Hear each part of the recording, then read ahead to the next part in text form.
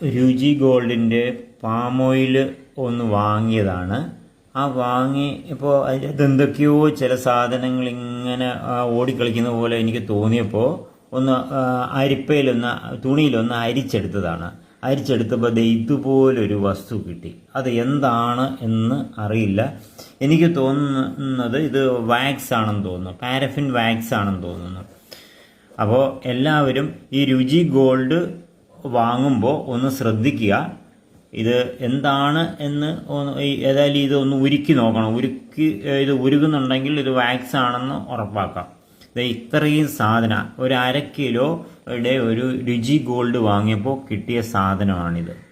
എന്തായാലും ആളുകളൊക്കെ 10-35 വയസ്സിലും 40 വയസ്സിലും ഒക്കെ കുഴഞ്ഞു വീണ് മരിക്കുകയും ഹാർട്ട് അടിച്ചു പോവുകയും ബ്ലോക്ക് ഉണ്ടാവുകയൊക്കെ ചെയ്യുന്നതിൻ്റെ മെയിൻ കാരണം ഇതാണ്. ഹോസ്പിറ്റലുകാരെ സഹായിക്കുന്നതിന് വേണ്ടിയാണോ ഇതുപോലെയുള്ള കമ്പനികൾ മനുഷ്യർക്ക് ഇങ്ങനെ കൊടുക്കുന്നതെന്ന് എനിക്ക് മനസ്സിലാവണില്ല. ഏതായാലും ഇത് വാങ്ങുന്നവർ ഒന്ന് ശ്രദ്ധിച്ച് വാങ്ങാൻ ശ്രദ്ധിക്കുക. ഇത്രയും സാധനമാണ് എനിക്കിവിടെ കിട്ടിയത്.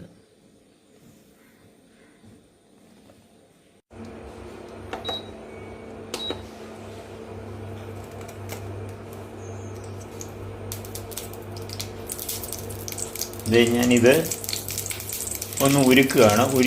ഉരുക്കിയപ്പോൾ വളരെ നന്നായിട്ട് ഇത് ഉരുകുന്നുണ്ട്.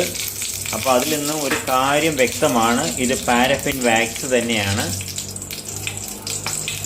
ഇത് ആറിക്കഴിഞ്ഞിട്ട് ഒന്നുകൂടി ഞാനിത് തണുക്കുമ്പോൾ ഈ അവസ്ഥയിലാകുന്നുണ്ടോ ഒന്നുകൂടി ഞാൻ ചെക്ക് ചെയ്യുന്നുണ്ട്. കണ്ടോ, ഉരുകി ഇപ്പോൾ നന്നായിട്ട് ഉരുക്കി കഴിഞ്ഞു, വെള്ളം പോലെയായി.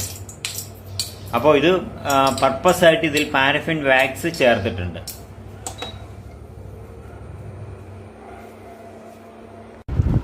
അപ്പോൾ ഞാനിത് ചൂടാക്കി അപ്പോൾ വെള്ളം പോലെയായി. ഇനി ഇത് ഒന്ന് തണുപ്പിച്ചതാണ്. തണുപ്പിച്ച് കഴിഞ്ഞപ്പോൾ വീണ്ടും ഇതേ രൂപത്തിൽ തന്നെയായി.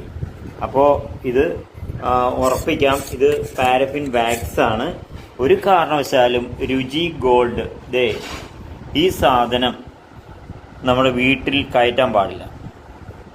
എല്ലാവരും ശ്രദ്ധിക്കുക. ഇത് മുംബൈയിലാണ് ഇത് ഉണ്ടാക്കുന്നത്.